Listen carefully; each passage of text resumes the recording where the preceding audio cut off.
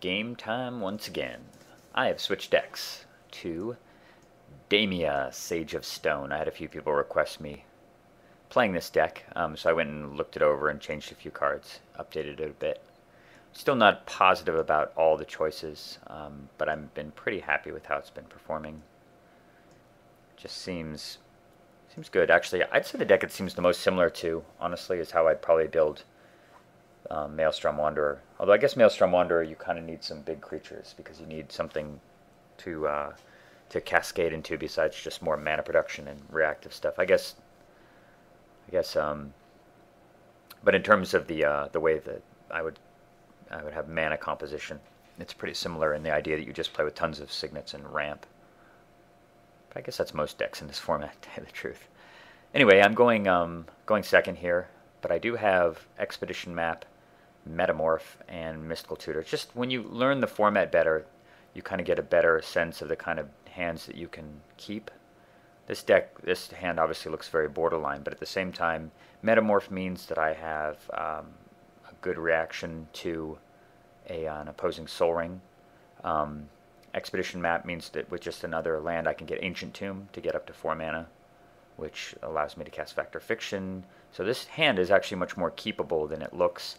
And additionally, given the high variance of the format, you can often mulligan into 6-card hands that have nothing too. So even though this is just a 1-mana hand. Oh, and I can also, of course, discard this Scalding Tarn to the Diamond and Mystical Tutor for Brainstorm or something, and basically prevent myself from having to discard for a while too. So it's a more keepable hand than it looks, and I ultimately decide to go with it. And he goes Land Soul Ring. Pretty standard opening. City of Brass off the top, which we're happy to throw away. So I'm leaving this. Normally I would be loath to just cast my Mox Diamond right away, but I do want the option of Mystical Tutoring depending on what he plays next turn. If he just plays a land and says done, then I would just untap and go get my Ancient Tomb. But that's not what happens, because my opponent has 7 mana in play on turn 2. Falling into a quick hole. Oh, sorry. 8 mana in play. Opaline Unicorn. Alright then. Well, we are going to Mystical Tutor then. And I'm just going to get Force of Will because I need to protect my position here for 1 turn. I'm totally fine with throwing away the Factor Fiction. My plan really is to just copy the Thran Dynamo, and then with a single mana I can run Damia out there.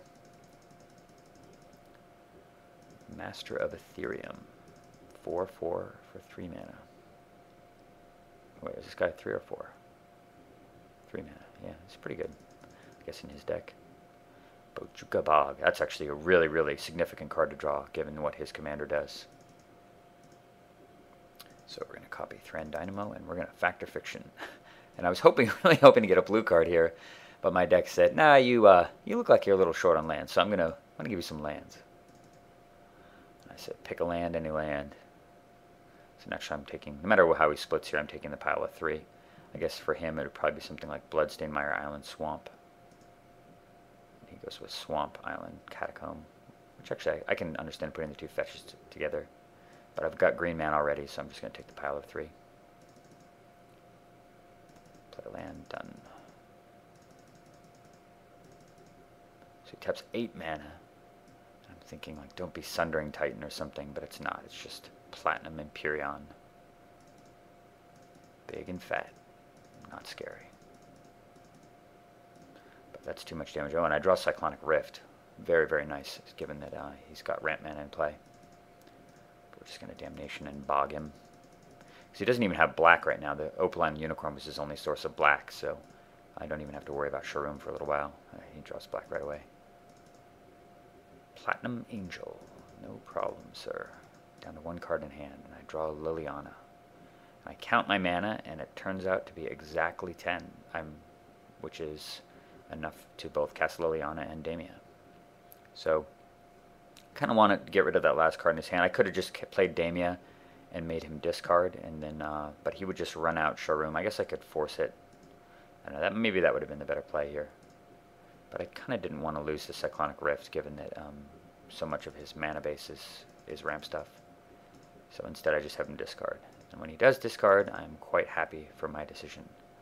Austere Command. Given that he would potentially kill his artifacts, but if I deal with them later, he could blow up my artifacts instead.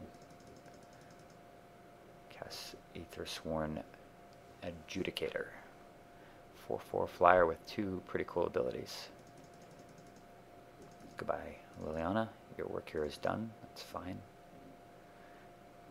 And during upkeep, since I know I'm going to be casting Rift here anyway, I might as well cast it and get it out of my hand in order to draw 6 off Damia. Yum. What a beautiful hand, too. Lands, Counterspell, Brainstorm, Teachings, Karn. Just good stuff all around. Smash. We know how clunky his hand is here, so he can have Soul Ring, but that's as far as he's going to get. We're going to counter that. And a turn Brainstorm. Pick up Pact, Remand. And top. I have no use for the top right now, and certainly land can go away too, because I'm going to draw 2 more cards. I don't get another land, but I do get Everflowing Chalice. Smash for 4. Castigate Chalice. And now he taps for the Angel again. Perfect target, I should say, for... You can actually take a look at the deck if you'd like. Pretty much usual suspects. I don't really feel like this deck is particularly innovative or anything. It's really just good, very, very good effective ramp cards and pretty much all the good cards you'd ever want to play in black, green, and blue. Minus, give or take a couple things, but a few choices like Oracle combines so well with Damia that I decided to use that, because one of the big issues with Damia is you get choked on land, so Oracle is a really good way to get around that. And I'm not going to take it so far as playing with something like Exploration, because I feel like that's really win more. But Oracle, as you know, is a very good standalone card too. And yeah, everything else is pretty straightforward. It's got a pretty good counter suite, I guess. Let's take a look. I've got 3 in my hand there, 4. 4 there. 4, 5, 6, 7, 8, 9, 10. 10 actual counters, and then some quasi counters like Regrowth, Merchant Scroll, Snapcaster Mage, and so on. Here I'm just going to take Mana Drain though. But yeah, I mean, this deck has awesome tools. It has a lot of potential for blowouts. A few cards that I've considered in here. Farseek, I think probably might have a place. I'm not sure about Toxic Deluge because I'm running Damnation already, as well as some of the black-green spot removal. But having a couple of Wrath effects, Toxic Deluge is just a powerhouse. So compact and efficient.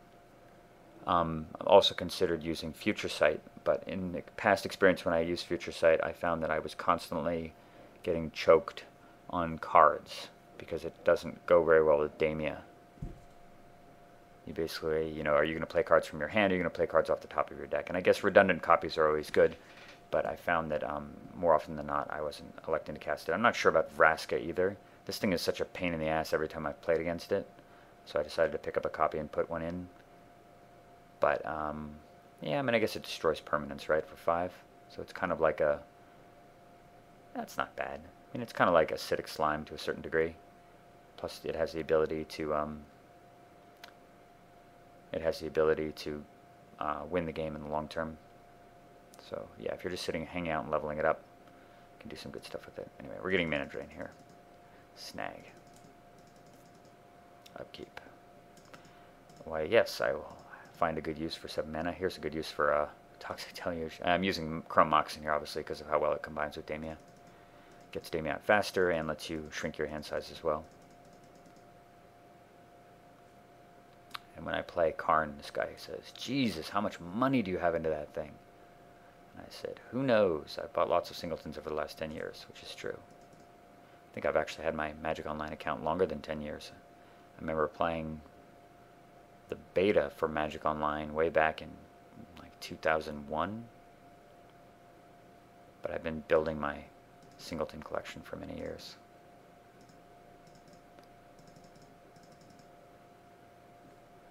I feel like there are people who use the fact that Magic is pay to win is a kind of all-purpose excuse for when they're not able to win. And as a result, they, for whatever reason, they feel comfortable just keeping their collection underdeveloped because it always gives you an alibi for when you can't win. You can always just say, well, my opponent had better cards than me. I guess that works for some people. So yeah. And he says, I've only been playing for a few months. And I said, yeah, it puts you at a distinct advantage, unfortunately. And the guy says, are you literally going to counter everything I do? If so, I'm just going to just concede. I said, for a second I typed, yes, I am. And then I said, actually, nope, I won't counter most things, which is true, because I have Karn in play. Anyway. So here he is tapping a bunch more mana. Sharoom's getting remanded. And I'm just going to Mystical Teachings for Vampiric Tutor and Vampiric Tutor to Mind Twist him. But he wisely packs it in. So, despite the fact my opponent going first opened with Soul Ring into Thran Dynamo, I was able to pretty much obliterate him. The thing is, obviously, he was at a huge disadvantage because he's only been playing for a few months and his deck collection is not that good. But that's the beauty of these kind of artifacts. They're relatively cheap and they can definitely equalize draws. But I've got another Damia game to record and I hope you'll enjoy that too. See you soon.